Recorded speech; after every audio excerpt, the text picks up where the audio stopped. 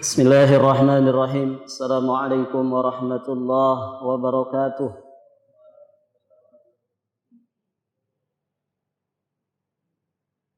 Alhamdulillahi wa kafa wa salamun ala ibadihi alladhina istafa. Ashhadu an la ilaha illallah wahdahu rabbi la syarika lah. Wa ashhadu anna Muhammadan abduhu wa rasuluh. Qala Allah Ta'ala fil Qur'anil Karim. يا أيها الذين آمنوا اتقوا الله حق تقاته ولا تموتن إلا وأنتم مسلمون أما بعد فيا أيها الحاضرون اعلموا رحمكم الله فإن أصدق الحديث كتاب الله وخير الهدي هدي محمد صلى الله عليه وآله وسلم اللهم علمنا ما ينفعنا وانفعنا بما علمتنا وزدنا علما. Para hadirin jamaah rahimani wa rahimakumullah. Alhamdulillah, kita bersyukur kepada Allah Subhanahu wa taala. Pada saat ini kita berada di tanggal 22 Sya'ban 1442 Hijriah. Beberapa hari ke depan insyaallah ta'ala kita akan berjumpa dengan bulan Ramadan. Kita memohon kepada Allah Subhanahu wa ta'ala usia yang panjang di atas ketaatan kepada Allah Subhanahu wa ta'ala, sehingga kita dipertemukan kembali dengan bulan Ramadan. Dan semoga sisa umur yang Allah Subhanahu wa ta'ala berikan kepada kita menjadi tambahan bagi kebaikan-kebaikan kita, menjadi tambahan bagi bekal-bekal kita sebelum menghadap Allah Subhanahu wa ta'ala. Para jamaah sekalian yang dirahmati Allah, Ramadan begitu istimewa bagi orang-orang beriman. Maka orang-orang yang beriman kepada Allah, beriman kepada yaumul akhir, dia pasti akan memanfaatkan Ramadan dengan sebaik-baiknya. Dan dia akan berusaha untuk bisa maksimal di dalam menjalankan ibadah di bulan Ramadan. Gambaran daripada kesungguhan seorang mukmin di dalam menghadapi bulan Ramadan ada pada kesungguhannya di dalam mempersiapkan bulan Ramadan itu dengan sebaik-baiknya. Para jamaah sekalian yang dirahmati Allah, sukses dan tidaknya kita di dalam mendulang pahala dan juga keberkahan bulan Ramadan sangat bergantung sekali kepada matang dan tidaknya persiapan kita. Nabi SAW bersabda di dalam satu riwayat, kata Nabi SAW, if'alul khaira dahrakum wa ta'arradu li nafahati rahmatillah fa inna lillahi nafahatun min rahmatih yusibu biha man yasha min ibadih wasalullaha an yastura auratikum wa ayyu ammina rawatikum. Kata Nabi SAW, lakukanlah kebaikan sepanjang masa kalian dan pasanglah, posisikan diri kalian untuk mendapatkan nafahat rahmatillah, gelombang rahmat Allah Subhanahu wa ta'ala.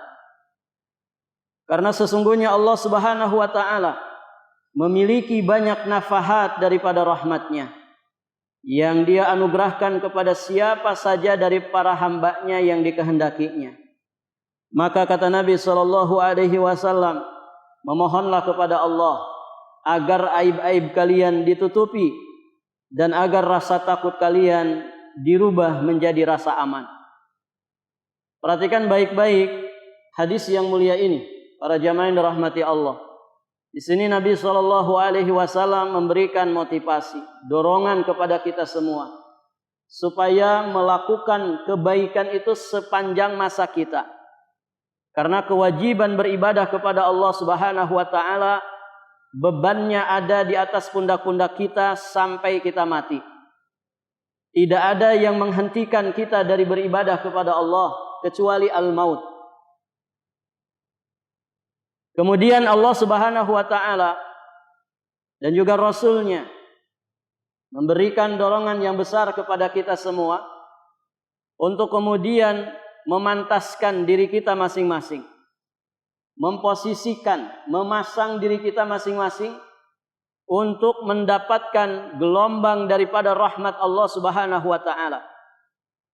Karena sesungguhnya Allah Subhanahu wa taala memiliki rahmat yang maha luas yang mendahului kemurkaannya, di mana Allah Subhanahu wa taala memberikan kasih sayangnya ini kepada para hambanya yang dikehendakinya. Nah, kita diperintah oleh Nabi Shallallahu Alaihi Wasallam memantaskan diri kita untuk mendapatkan gelombang rahmat Allah tersebut. Nah, para jamaah yang dirahmati Allah, Ramadan itu merupakan sebesar-besar gelombang rahmat Allah Subhanahu wa taala. Maka pasang jiwa raga kita, posisikan diri kita, pantaskan diri kita untuk mendapatkan gelombang rahmat tersebut sebelum rahmat Allah Subhanahu wa taala tersebut dicabut dari diri kita semua. Ma'asyiral muslimin yang dirahmati Allah Subhanahu wa taala.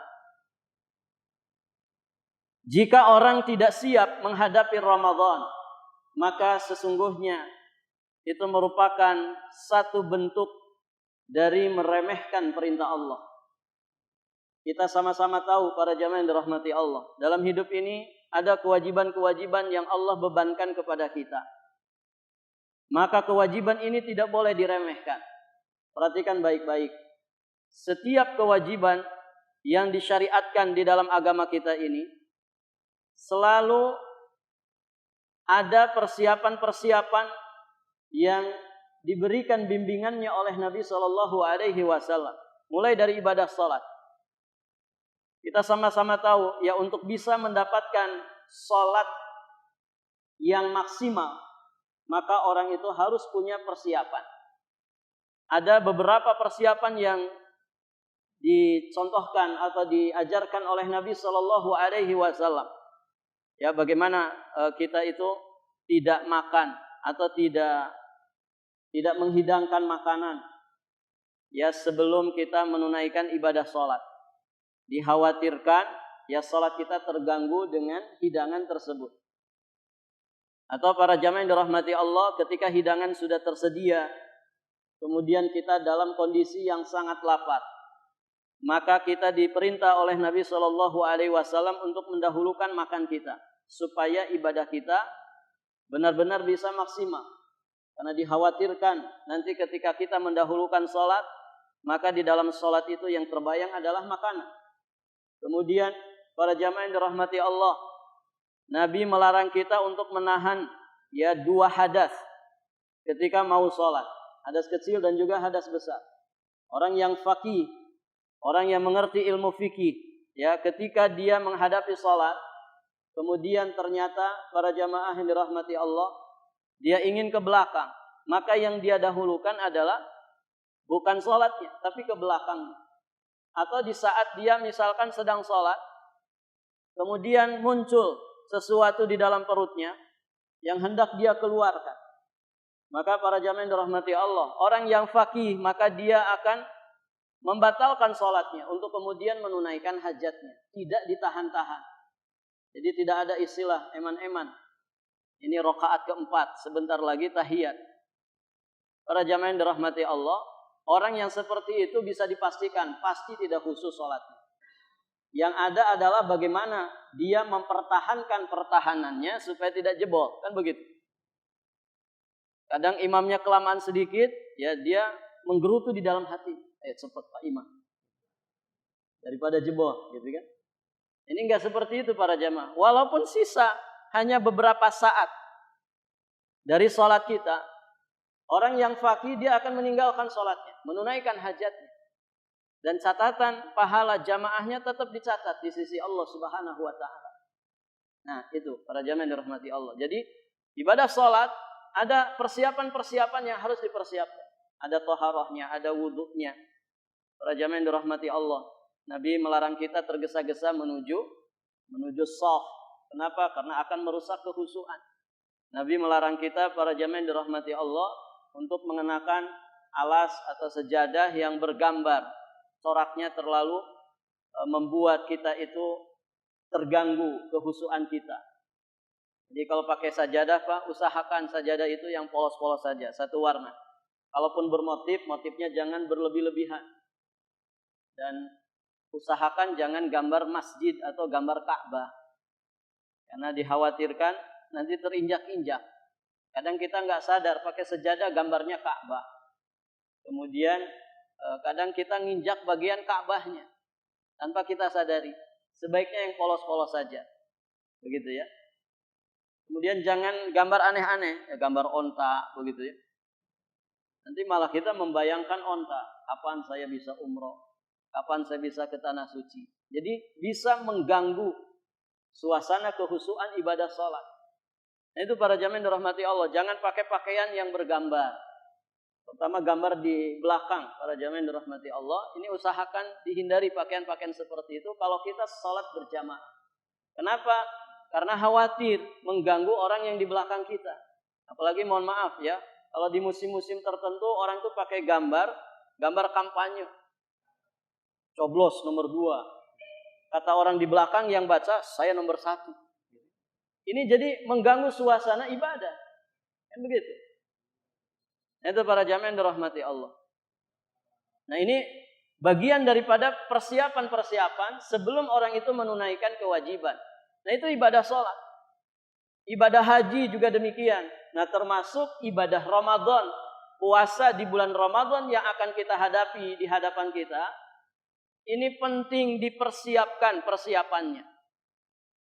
Karena kalau orang tidak punya persiapan, para jamaah yang dirahmati Allah akan sulit mendapatkan kesuksesan. Baik, Ramadan sebesar-besar gelombang rahmat Allah Subhanahu wa taala. Beragam macam kasih sayang Allah, beragam macam keutamaan, fadilah, keistimewaan Allah Subhanahu wa taala berikan kepada umat ini. Maka dikenal oleh para ulama, dijelaskan oleh para ulama, Ramadan itu bulan sedekah, Ramadan itu bulan penuh ampunan, Ramadan itu bulan Al-Quran, Ramadan itu bulan silaturahim, Ramadan itu bulan bakti kita kepada kedua orang tua, Ramadan bulan qiyam, Ramadan bulan siam, Ramadan para jamaah yang dirahmati Allah, bulan untuk kita mengeluarkan harta kita di jalan Allah. Beragam macam keutamaan dan keistimewaan semua Allah berikan untuk bulan Ramadan. Terutama para jamaah yang dirahmati Allah, yang sangat kita butuhkan adalah ampunan dari Allah. Nah, salah satu ciri khas Ramadan itu diistimewakan sebagai syahrul maghfirah. Bulan yang penuh dengan ampunan. Nabi sampai mewanti-wanti kita semua. Ragima anfu rajulin. Sungguh celaka, merugi orang itu. Apabila dia diberi kesempatan Allah Subhanahu wa taala untuk bisa memasuki bulan Ramadan. Sampai dia bisa keluar dari bulan Ramadan. Namun ternyata dia tidak mendapatkan ampunan dari Allah. Rugi sekali. Kenapa? Karena momen Ramadan adalah momen untuk kita mendapatkan ampunan dari Allah. Dan siapapun kita pasti butuh ampunan. Lihat kalau ada orang yang meninggal dunia Pak. Apa doa yang sering terucap dari orang-orang yang masih hidup? Semoga si fulan diampuni dosa-dosanya. Ya kan? Karena manusia pasti berdosa. Manusia pasti punya dosa. Kullu bani Adam khata, kata Nabi. Setiap Bani Adam itu sangat profesional di dalam melakukan dosa. Kreatif ya di dalam melakukan dosa. Sering terjatuh ke lubang yang sama ya dari dosa. Dan sebaik-baik orang yang berdosa adalah mereka yang segera bertobat kepada Allah.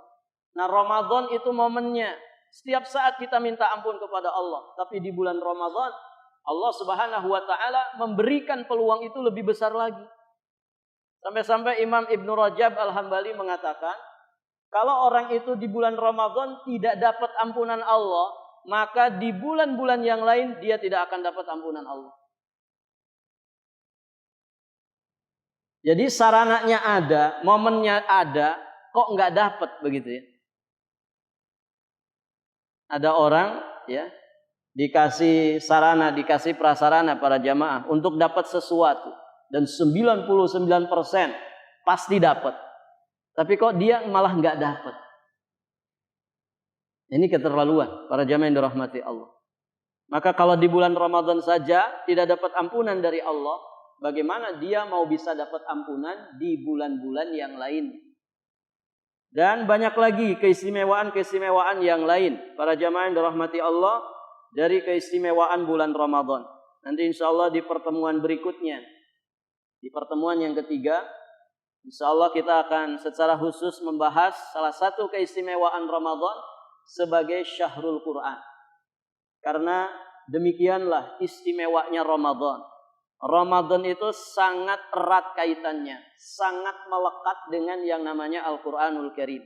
Nanti insya Allah ta'ala kita bahas ini di pertemuan berikutnya. Nah sekarang para jamaah yang dirahmati Allah, kami ingin mengingatkan beberapa poin persiapan yang dijelaskan oleh para ulama di dalam kita menyambut datangnya bulan Ramadan. Kita simpulkan saja.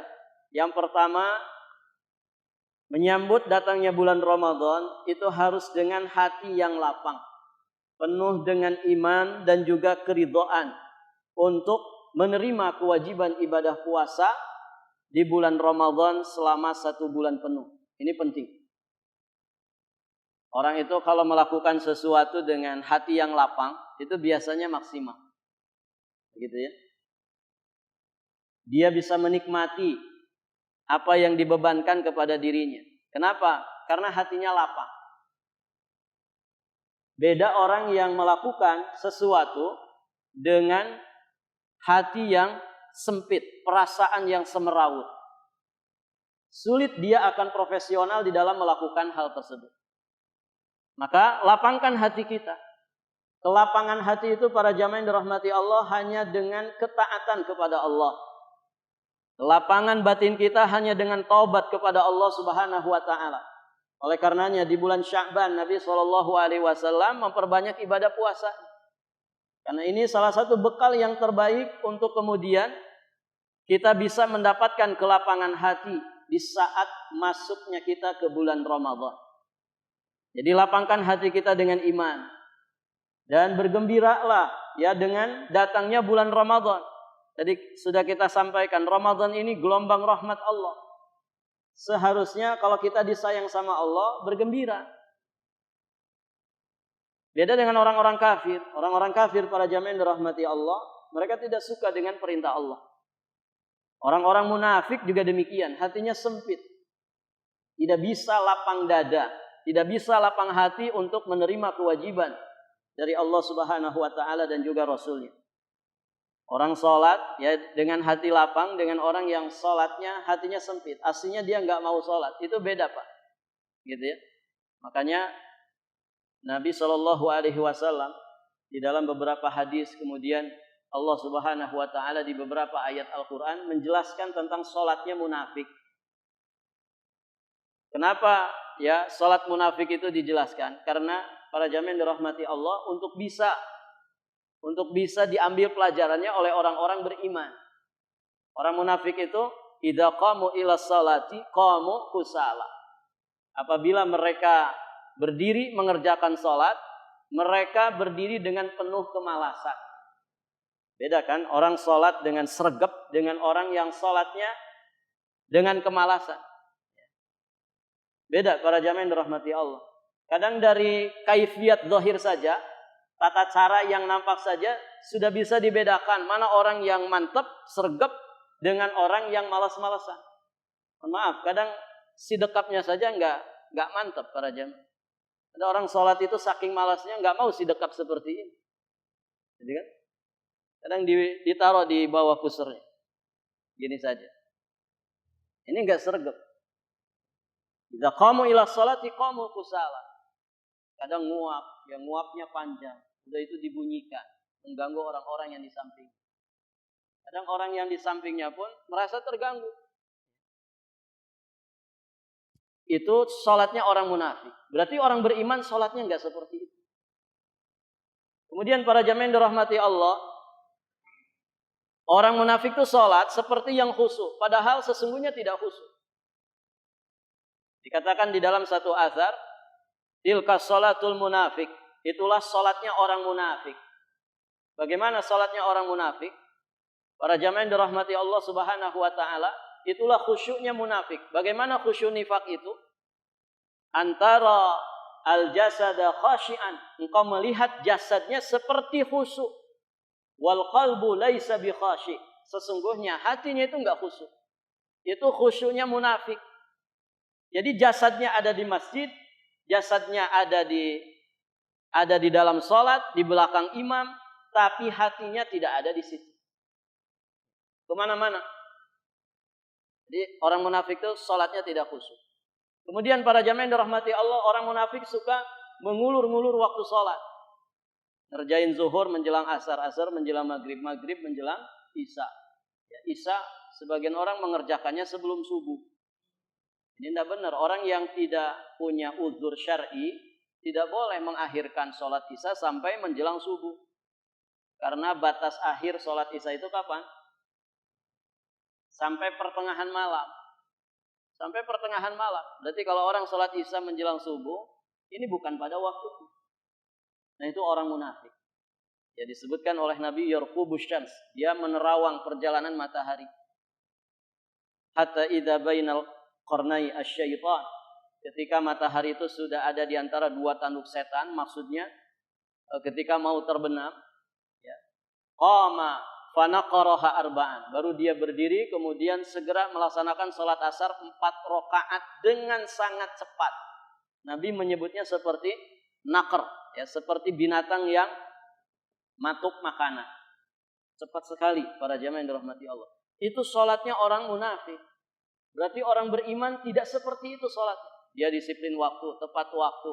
Kemudian betul-betul khusyuk secara jasad juga secara hatinya. Kemudian para jamaah yang dirahmati Allah, orang beriman itu tidak malas di dalam mengerjakan salat. Dia selalu berjamaah, ya. Tentu dalam masa-masa normal. Dia selalu berjamaah di dalam masjid. Itu untuk ibadah salat. Para jamaah yang dirahmati Allah. Nah, ibadah puasa pun demikian. Orang yang hatinya lapang dengan ibadah puasa, dengan yang hatinya sempit, ini berbeda sekali. Ada orang puasa itu sekedar menggugurkan kewajiban saja. Dia tidak mengerti ilmu tentang puasa. Taunya pokoknya nahan diri dari lapar dan dahaga saja. Istilah orang STMJ. Saum jalan, maksiat juga tetap jalan. Jadi tetap bermaksiat. Lisannya tetap berbohong. Suka nipu orangnya tetap jalan. Begitu ya. Kasar sama orang. Menzolimi orang lain. Padahal sedang puasa.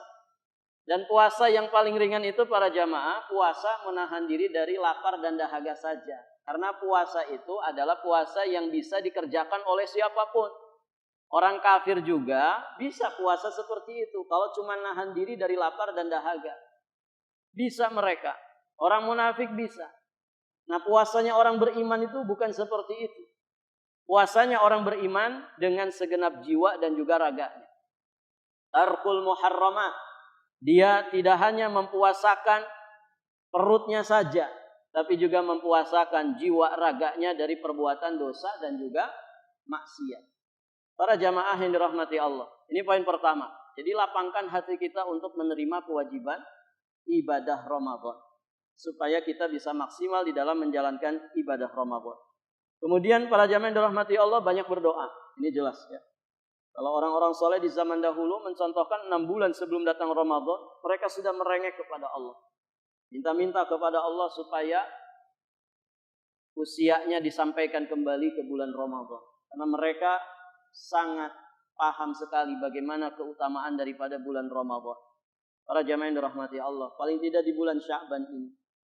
Ya mungkin sebagian orang ada yang belum pernah berdoa sampai saat ini untuk bisa dipertemukan kembali dengan bulan Ramadan.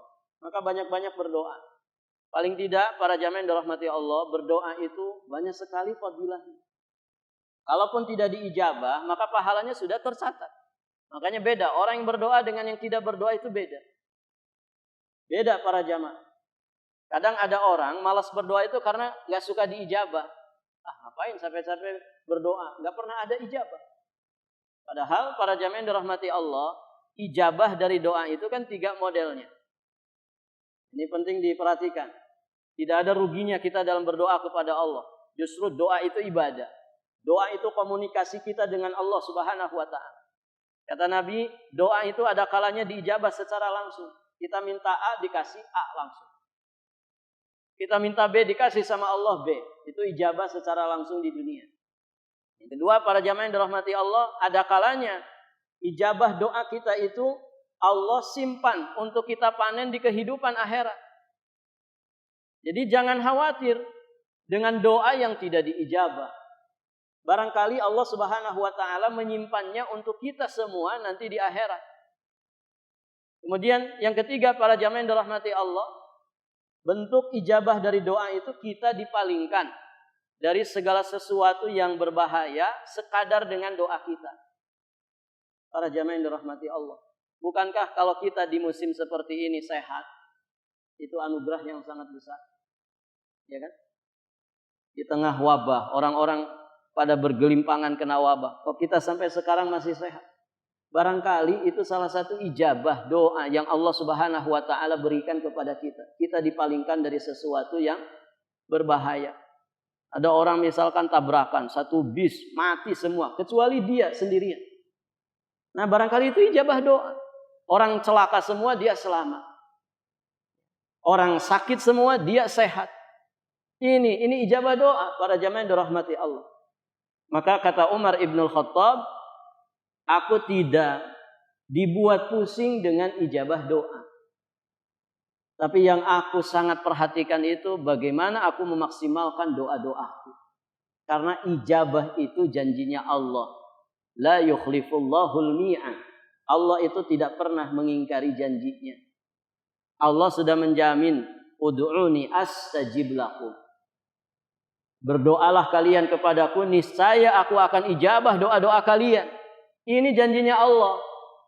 Cuman yang tidak dipahami oleh sebagian orang adalah namanya ijabah itu harus langsung. Ya Allah, saya minta istri yang kedua, langsung ada gitu. Jadi disangkanya langsung, saya pengen kaya, akhirnya besok harus kaya. Ketika miskin terus, oh berarti doa saya tidak diijabah. Bukan seperti itu para jamaah yang dirahmati Allah. Jadi urusan kita itu bukan ngurusin ijabah, diijabah atau tidak, diijabah atau tidak. Urusan kita itu para jamaah yang dirahmati Allah adalah memaksimalkan doa-doa kita sesuai petunjuk Allah dan juga Rasulnya. Terus perbaiki kualitas doa kita. Nah, termasuk meminta kepada Allah supaya kita dipertemukan dengan bulan Ramadan. Terus berdoa. Allahumma balighna Ramadan. Ya Allah, sampaikan usia kita di atas ketaatan kepadanya. Untuk bisa kembali menikmati ibadah di bulan Ramadan. Jadi berdoa. Berdoa kepada Allah, meminta kesehatan, afiat, meminta keamanan. Semoga Ramadan ini lebih baik daripada Ramadan sebelumnya. Dan doa-doa kebaikan yang lainnya terkait dengan bulan Ramadan. Kemudian para jamaah menjaga keikhlasan, menjaga iman, ya, kemudian meningkatkan kualitasnya. Ini juga penting. Karena orang ikhlas itu dimudahkan Allah Subhanahu wa ta'ala. Beda dengan orang yang tidak ikhlas, para jamaah yang dirahmati Allah. Kemudian juga bersungguh-sungguh dalam bertaubat kepada Allah. Ini juga penting sekali. Jadi siapkan, bersihkan jiwa kita, lapangkan dengan cara kita bertaubat kepada Allah Subhanahu wa ta'ala dari segala dosa. Sehingga ketika kita masuk ke bulan Ramadan, kita dalam kondisi yang sebaik-baiknya. Ada rasa yang mungkin sulit diungkapkan ketika orang itu bertaubat kepada Allah. Jadi Allah Subhanahu wa ta'ala berikan rasa bahagia ke dalam hati orang-orang yang taubat kepada Allah. Para jamaah yang dirahmati Allah. Sebaliknya Allah Subhanahu wa ta'ala akan berikan kesempitan hati, dada yang sesak bagi mereka yang bermaksiat kepada Allah. Dosa itu bagi orang mukmin, para jamaah yang dirahmati Allah, itu punya efek. Apa efek dosa, Pak? Ada yang pernah melakukan dosa? Itu efeknya ke kita itu apa? Kata Nabi, al-ithmu mahaka fi sadrika. Dosa itu mahaka fi sadrika. Apa yang membuat hatimu resah, gelisah, gundah gulana. Itu efek dosa bagi orang beriman.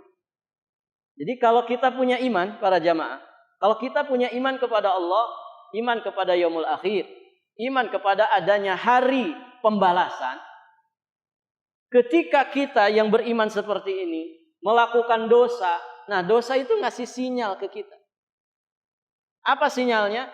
Keresahan, kesempitan, kesumpekan dada. Itu sesungguhnya sinyal supaya kita meninggalkan dosa itu. Maka hati-hati ini. Kalau ada orang kok enjoy banget melakukan dosa. Nggak tahu malu. Ini hati-hati. Jangan-jangan Anda nggak punya iman. Karena bagi orang beriman, dosa itu meresahkan jiwa. Mahaka fi sadrika. Di satu riwayat, wataraddada fi sadri. Membuat dada kita itu penuh keraguan. Itu efek dosa. Para jamaah yang dirahmati Allah. Jadi kalau kita nyelip sesuatu, para jamaah, korupsi misal, kok resah ya? Nah itu tanda iman. Takut ada yang meriksa, takut ketahuan. Itu sebetulnya sinyal keimanan. Anda masih punya iman. Di mana dosa itu memberikan sinyal ke dalam hati Anda. Supaya apa? Supaya Anda meninggalkan dosa itu. Bertaubat kepada Allah Subhanahu wa taala. Kemudian sifat dosa itu kata Nabi, wa karihta an yattali'a 'alaihin nas. Dan kamu tidak suka kalau dosamu itu kepergok sama orang lain. Itu pengaruh dosa bagi orang-orang beriman. Zaman sekarang kan dipergoki malah senang. Menunjukkan bahwasannya iman itu nyaris hilang pada diri manusia. Nah, para jamaah yang dirahmati Allah, maka lapangkan dada kita itu dengan taubat. Apalagi mau masuk Ramadan. Yang membuat kita itu berat ibadah di bulan Ramadan, tidak ada yang lain kecuali dosa-dosa kita sendiri. Maka bersihkan dengan cara kita taubat kepada Allah Subhanahu wa taala. Banyakin istighfar. Nanti ketika kita mulai Ramadan pun demikian. Banyakin istighfar, banyakin taubat. Karena Ramadan salah satu keistimewaannya bulan taubat.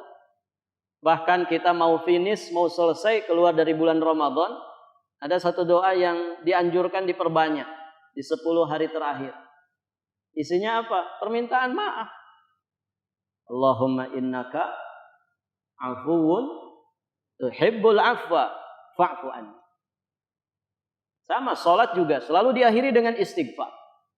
Ibadah-ibadah yang lain, selesai wudhu, selesai bermajelis, kita meminta ampun kepada Allah Subhanahu wa taala dari segala dosa. Menunjukkan bahwa kita ini dibimbing terus untuk membersihkan hati, membersihkan jiwa raga kita dengan tobat-tobat nasuha. Baik, para jamaah yang dirahmati Allah. Berikutnya, pelajari ilmu syar'i, ya. Dibuka kembali ya catatan-catatannya, kemudian fikih puasanya, hukum-hukum seputar puasa, nawazilnya.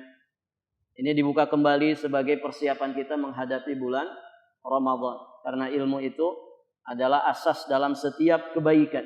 Al-ilmu wasilah ila kulli fadilah. Ilmu itu merupakan wasilah untuk meraih seluruh keutamaan. Kata Imam Ahmad, al-ilmu la ya'diluhu syai' idza sahhatin niyah. Ilmu itu tidak ada yang bisa menandinginya apabila niatnya itu benar. Maka berilmu tentang ibadah puasa Ramadan. Kita pelajari kembali fikihnya, hukum-hukumnya. Karena para jamaah dirahmati Allah, Ramadan itu momennya datang setahun sekali. Bisa jadi ada hal-hal yang terlupa pada diri kita. Maka dimurojaah kembali dipelajari supaya menjadi bekal kita menghadapi bulan Ramadan. Kemudian memperbanyak puasa sunnah di bulan Sya'ban. Ini pernah kita singgung. Karena puasa di bulan Sya'ban itu menjadi ajang latihan untuk kita menghadapi puasa Ramadan. Itulah yang dilakukan oleh Nabi SAW. Juga perbanyak di bulan Sya'ban ini amal-amal yang nantinya akan banyak kita kerjakan di bulan Ramadan. Qiyamnya, tadarusnya, infak, sedekahnya. mulai dilatih, dibiasakan, ditingkatkan dari bulan Sya'ban ini. Sehingga nanti masuk bulan Ramadan kita sudah tinggal gaspol, gitu ya. Tinggal berlari kencang bagaimana meraih kemuliaan-kemuliaan di sisi Allah Subhanahu wa taala. Kemudian para jamaah yang dirahmati Allah, yang juga ingin kami ingatkan, kita itu mesti paham fikih prioritas. Ada skala prioritas yang harus kita perhatikan. Kenapa? Karena para jamaah yang dirahmati Allah, ketika orang tidak paham masalah ini, dia akan banyak kehilangan segala sesuatu yang sesungguhnya itu sangat mulia, sangat istimewa bagi dirinya. Maksudnya apa di sini? Para jamaah yang dirahmati Allah. Fikih prioritas itu pada penerapannya, misalnya kita lebih mendahulukan amalan hati ketimbang amalan jasad. Makanya coba lihat. Dalam masalah ibadah puasa, sering Allah dan Rasulnya menggunakan nidaul iman, panggilan keimanan. Ya ayyuhalladzina amanu kutiba alaikumusiyam. Yang dipanggil orang-orang beriman. Ya ayyuhalladzina amanu.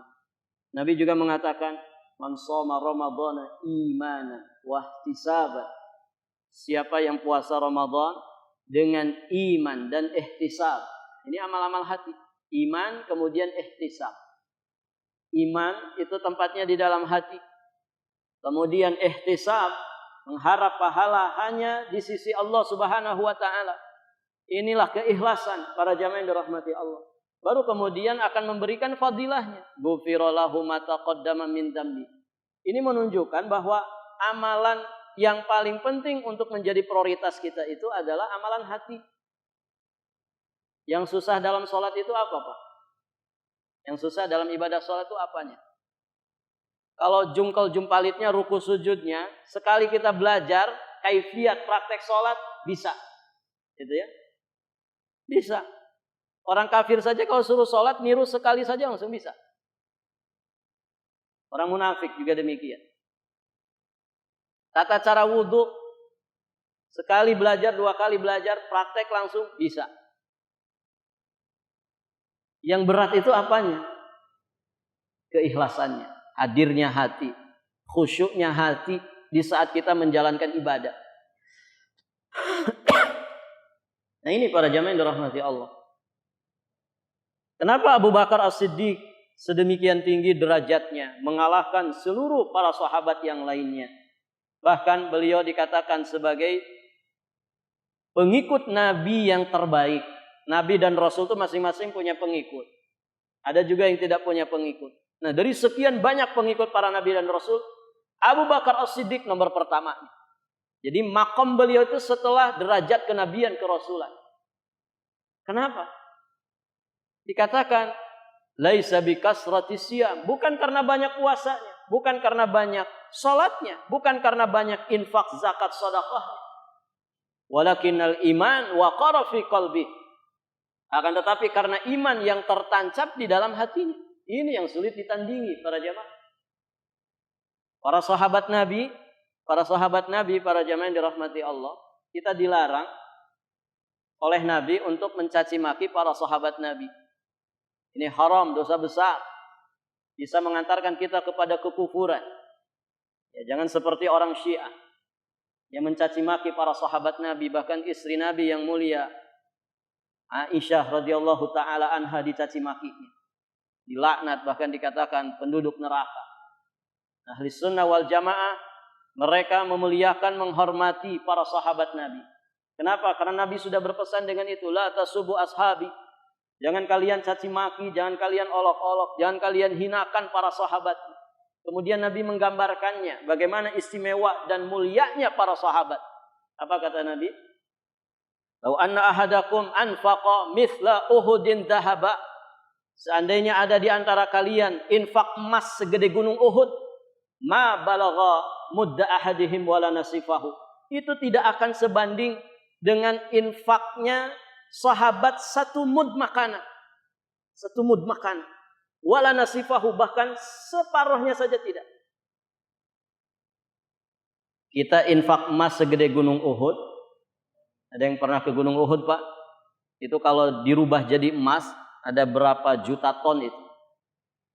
Kita infak emas. Taruhlah kalau ada orang infak emas segede gunung Uhud, itu tidak akan sebanding pahalanya dengan infak mudnya sahabat. Tidak disebutkan di situ. Sebagian ulama menjelaskan maksudnya infak makanan satu mud. Satu mud itu segini. Nyiduk beras atau nyiduk gandum diangkat seperti ini namanya satu mud.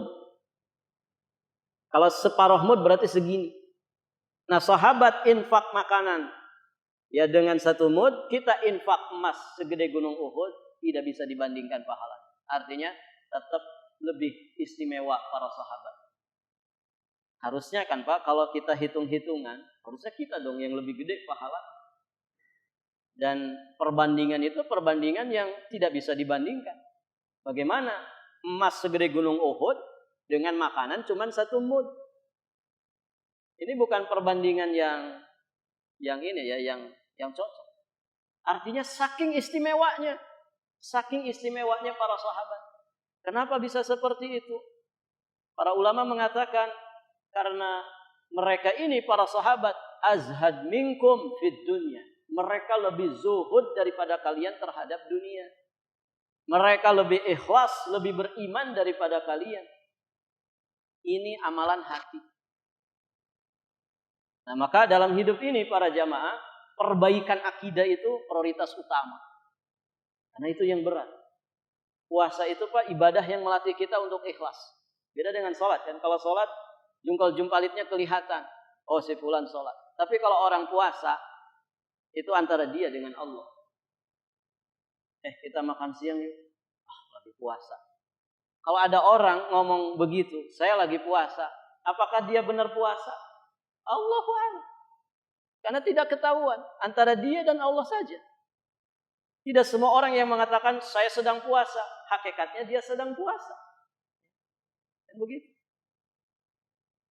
Nah itu para jamaah yang dirahmati Allah. Dia ibadah yang sesungguhnya melatih kita untuk ikhlas. Melatih kita untuk terus meningkatkan keikhlasan kita. Nah itu skala prioritas. Jadi puasa itu muatan maknawiyahnya yang seharusnya selalu kita perhatikan ketimbang hanya menahan diri dari lapar dan dahaganya saja. Karena itu mudah, semua orang juga bisa. Tapi bagaimana kita punya kualitas maknawiyah yang begitu mendalam dari ibadah puasa kita.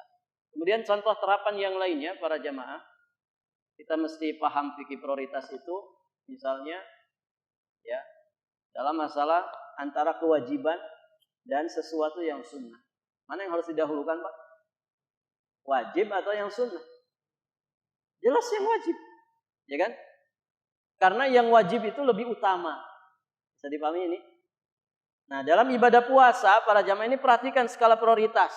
Dahulukan yang wajib daripada yang sunnah. Karena yang wajib itu lebih utama. Tidak ada sesuatu yang dijadikan sebagai sarana untuk mendekatkan diri kepada Allah yang lebih dicintai Allah kecuali ketika seorang hamba mendekatkan diri kepada Allah dengan menunaikan kewajiban. Itu di hadis qudsi seperti itu. Maka dalam ibadah puasa, ibadah Ramadan pun demikian. Nah, ini kita sering mendapati keanehan ya, di sekitar kita. Contoh, mana yang lebih ramai masjid? Ini kita bicara masa normal Pak ya. Masa-masa normal, kita sering mendapatkan fenomena yang aneh di sekitar kita. Kalau taraweh para jamaah, itu ramai masjid, ya kan? Sampai diluasin, dilebarin, pasang tenda, pasang tarub, saking membludaknya jamaah. Coba bandingkan dengan sholat jamaah 5 waktu. Ada perbedaannya nggak Pak? Lebih banyak mana jamaah sholat subuh dengan jamaah sholat taraweh? Taraweh kan? Taraweh itu hukumnya apa? Sunnah. Jamaah subuh di masjid hukumnya apa? Wajib. Nah, ini gambaran orang nggak ngerti prioritas. Taraweh ramai, tapi jamaah subuh nggak ada. Sisa orang-orang pensiun saja tuh, rakaat pertama sop pertama. Kata orang manusia metik ya, sudah tidak punya gigi lagi. Anak-anak mudanya nggak ada. Itu bisa hilang separuh masjid. Taraweh membludak full keluar. Lihat sholat subuhnya. Berkurang atau bertambah? Berkurang. Ada orang rutin sholat duha, tapi nggak sholat zuhur. Duhanya rutin, tapi nggak sholat zuhur. Ada orang dia makan sahur, tidak pernah kelewat, tapi sholat subuh dilewatkan. Sahur itu hukumnya apa? Sunnah. Sahur itu hukumnya sunnah bagi orang yang berpuasa.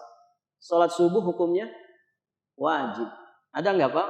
Orang sahur tapi nggak sholat subuh. Sebagian orang sahurnya itu nggak pakai ilmu Pak. Ya, sahur itu kan kalau pakai ilmu Pak ya. Senikmat-nikmatnya menu sahur kata Nabi tamar. Tamar itu kurma kering. Cukup 3 gitu ya. Kalau kurang ya 7 gitu ya. 9, kurang ya 13 gitu. Pokoknya tamar itu terbaik. Nah, sebagian orang kita ini kan kalau belum ketemu nasi belum makan. Kadang sahur itu nggak pakai ilmu. Sahur itu kan harusnya ditakhir, mepet waktu subuh. Sebagian orang jam 2 sudah sahur. Menunya juga macam-macam begitu ya. Kemudian makannya makan berat. Jam 2 ya. Mereka sahur jam 2, makannya makan berat dan juga tidak tanggung-tanggung 2 piring. Katanya jamak takdim. Sarapan sama makan siang. Di jamak takdim ke sahur jam 2 malam lagi sahurnya. Perut sudah terisi, akhirnya apa? Berat kan? Kalau perut sudah berat, mata juga pasti ikut berat. Akhirnya tidur. Sholat subuhnya bablas. Bangun jam 7, bangun jam 8 pagi, jam 9 pagi. Ini tidak benar para jamaah.